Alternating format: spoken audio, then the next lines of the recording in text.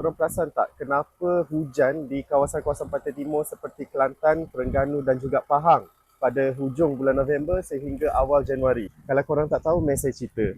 The reason why kenapa Kelantan, Terengganu, Pahang asyik hujan hujung tahun adalah kerana mereka terkesan dengan angin northeast monsoon. Sebenarnya ini adalah angin kuat daripada Laut Cina Selatan yang bila dia tolak awan yang penuh dengan air, sebab itulah hujan dia non-stop dekat pantai kita.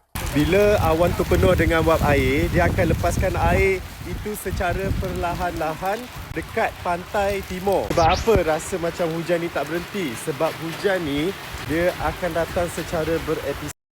Angin monsun ni adalah angin yang sangat kuat. So daripada Laut Cina Selatan dia tolak ke pantai timur kita secara berterusan. So sebab angin tu terlalu kuat, dia akan jadi back to back. Lepas satu hujan, dia hujan yang lain. Lepas satu hujan, dia hujan yang lain. Sebab itulah dia sangatlah berpanjangan. Lagi satu, bila panas sangat, wap air tu akan naik lebih cepat lah dan lebih banyak. Sebab tu dia hujan. So sebab itulah hujan tak berhenti-berhenti sampailah sekarang.